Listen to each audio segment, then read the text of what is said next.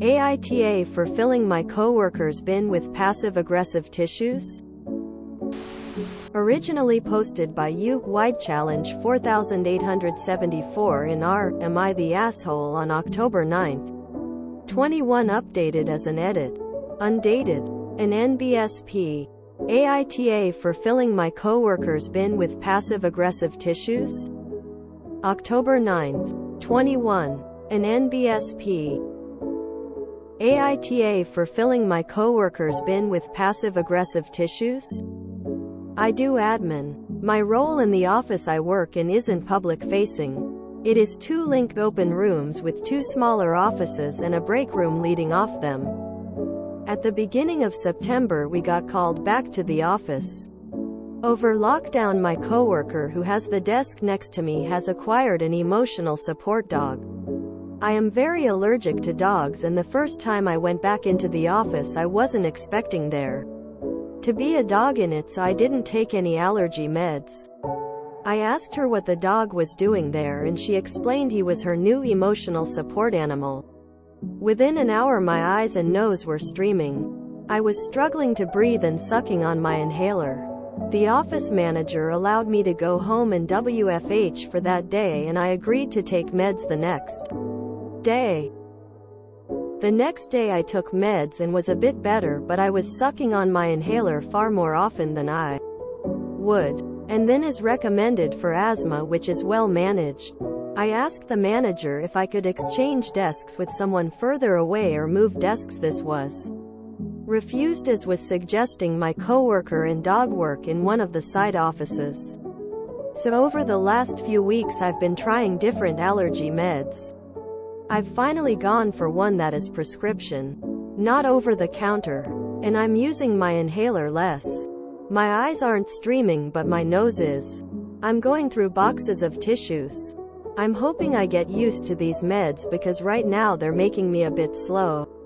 My partner is driving me to and from work as I'm not comfortable taking them and driving yet. Anyway, I am working noticeably slower than I used to, and I was picked up on this over the phone by another senior colleague this week. I explained that I was on new medication and that I was hoping to be back up to speed soon. My coworker heard the conversation and told me I was passive-aggressively complaining about her dog. Because, we all know why you're taking the meds, and that I was blaming the dog for having gotten lazy and slow over lockdown. I said that that wasn't true, and she didn't know what passive aggression was. I then left and made myself a cup of tea. Usually when we go to the break room we offer to make everyone a cup. That was supposed to be my demo of passive aggression, but I heard her bitching about my attention seeking tears. I literally couldn't stop my eyes streaming without medication and maybe lost it a bit.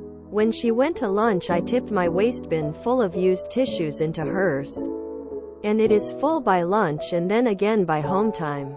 I've done this every day this week. Another colleague says I've made my point and need to stop, otherwise she's the coworker with the dog, planning on taking me to HR. My reaction was to say, let her. I don't care, which got a disapproving reaction from the colleague who was trying to warn me. I'm being childish, I know, but am I really the asshole here?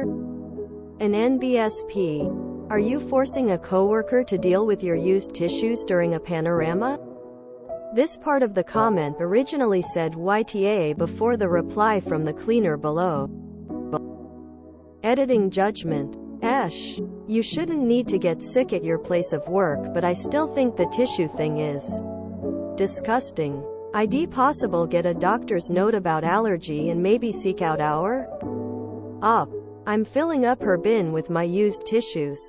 If she wants to use her bin in the afternoon, then she'd have to empty the bin. Otherwise it's the cleaner who empties the bins. So you are happy to let another person deal with your snot during a pandemic? And FYI, I meant for coworker to include any other worker at the place of employment. People cleaning included. You are most definitely ta in my opinion. Unsanitary. Replying to the comment above. I'm a cleaner. We are routinely expected to clean out bins with worse than snotty tissues. Trust me when I say, I'll take a bucket of used tissues over a bucket filled with human waste. I guess I hadn't really thought about the pandemic because my tissues are allergy snot, not COVID snot. But are you saying that if I'm filling my own bin of tissues, then that's over and above what I should expect from the office cleaner? I hadn't thought of that. I'm not even sure where spare bin liners are kept for me to empty my own bin. Just want to say that I'm sorry and have amended my judgment. Allergies are serious and I do hope you can work without getting sick. I do, however, stand by my thoughts about the tissues. I'm beginning to feel like a total dumbass for not already going to HR. It didn't occur to me that I could after the manager said that I couldn't move desks or anything. Why I've not already gone to HR? Because I'm a dumbass and it took the comments here before I realized I should have done that weeks ago. Can't do HR until Monday, but I have emailed my union for advice. Yeah, I've contacted my union. The representative even emailed back today. On a Sunday? She's meeting with me tomorrow to go through what my next steps are. Apparently she can come with me to all HR meetings even if they're scheduled because my colleague puts in a complaint. So hopefully I stop thinking through my snot-filled haze tomorrow. I have no idea how I'd go about suing them and I'm not totally convinced that I could. Not in the US or Germany. Or what that would mean for my work environment. However, I did get my union and HR involved and I really should update this. An NBSP judgment, not the asshole. An NBSP update. I've met with my union rep, and with their advice, composed an email and sent it to my supervisor. We have also requested a meeting with HR to discuss reasonable accommodations for my allergies. Update 2. Phew. So the TL doctor, I get to work from home 2 days a week. I still have my job and my coworker can bring her dog in when I'm at home. My union representative is a lovely woman who knows her stuff and HR seem to have spent their time bollocking my supervisor. My supervisor responded to the initial email by telling me that we'd already discussed my requests. And I just had to suck up sitting next to the dog. So then I sent an email. In reply to that one, CC to HR saying that I couldn't come in the next day as my partner wasn't available to drive me. Not strictly true. And I wasn't safe to drive due to the allergy meds I needed to take because of the ESA dog. Supervisor replied with a really unprofessional email, and according to my colleague, the one who told me I was being a dick, got hauled into a meeting about that, which involved one of the bosses actually shouting. I spent 2 days irritating my GP surgery for notes re allergies and asthma history, as well as a specific doctor's note for this incident. Then there was the meeting with HR.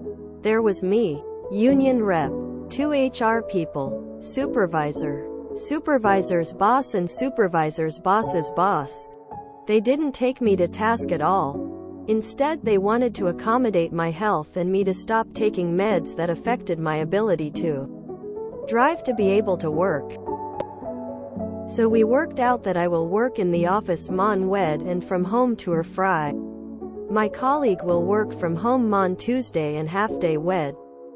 She and I both need to be in half day on Wed, which will be without her dog, but she can bring him in Thursday Fry, and because the office gets deep cleaned Saturday, this shouldn't be a problem for me by Monday. Next week is the first week we'll actually try this. Oh, and the office gossip is that the coworker with the dog didn't actually get any sort of official accommodation to bring him in, but she's friends with the supervisor, which is why he was just there. And no one checked about coworker allergies, etc. This went super smoothly. Union representative knew all the right paperwork and what to say to everyone. Join a union, people. An NBSP reminder. Do not comment on the original posts or contact the original poster.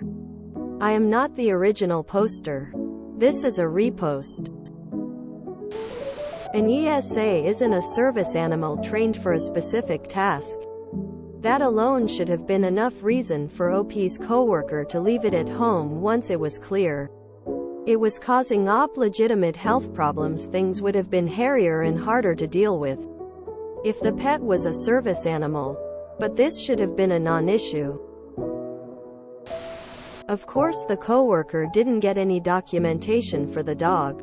S's are just pets, not service dogs. I also have an emotional support cat and several emotional support animals living at my parents'. Oh, and the office gossip is that the coworker with the dog didn't actually get any sort of official accommodation to bring him in, but she's friends with the supervisor, which is why he was just there. And no one checked about coworker allergies, etc. Yeah, I was gonna say, emotional support animals actually aren't a required accommodation in the workplace. If it's a service animal, then sure, because usually they're trained to actively support your needs. But all emotional support animal means is that you're entitled to have the animal and take it on the plane. So landlords have to heed it. They can't deny you owning an ESA even if they have a no-pet policy. And they can't charge pet rent either.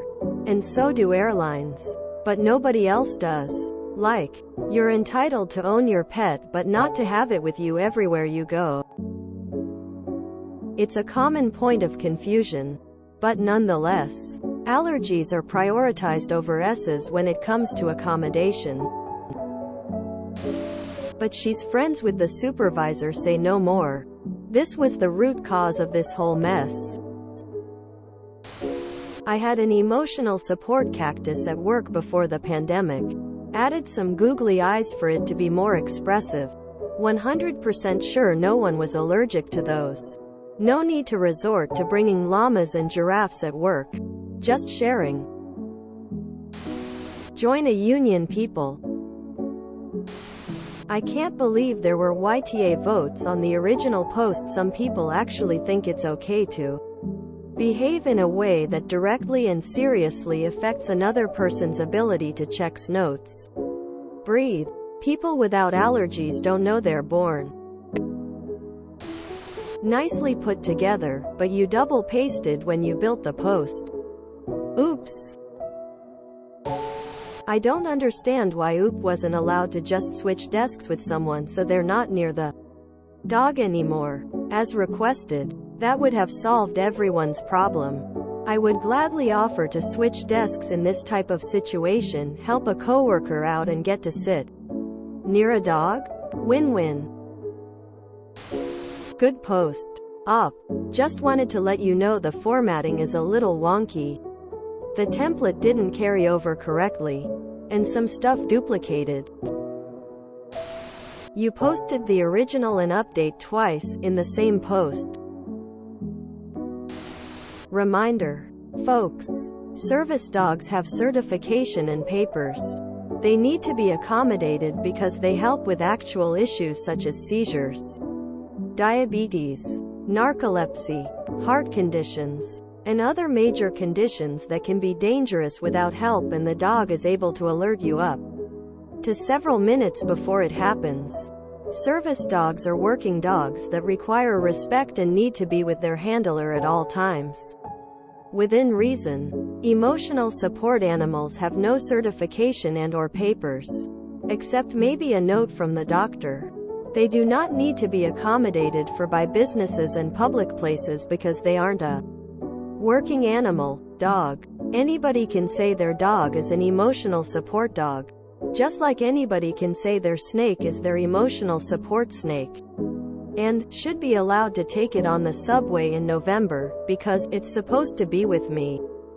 An actual argument I heard for that once. Emotional support animals are intended to help with conditions such as depression and anxiety by existing near the person. Emotional support animals are not working animals.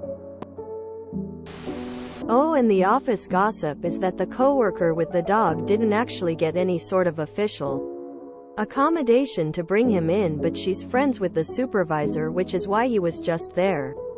And no one checked about coworker allergies, etc.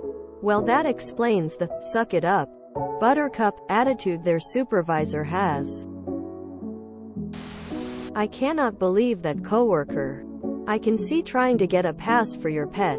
I don't mind someone pushing their luck a bit. But after your coworker is so obviously struggling with allergies, you would think their sense of shame would kick in. What a trash person and a trash supervisor. Thank goodness the OOP had a union representative and her HR was supportive. ESA my butt. That's ridiculous. I love how her coworker needs her ESA. Except when her job depends on it. And now she can tolerate half days on Wednesdays without her dog. Someone should never need to take medication to work.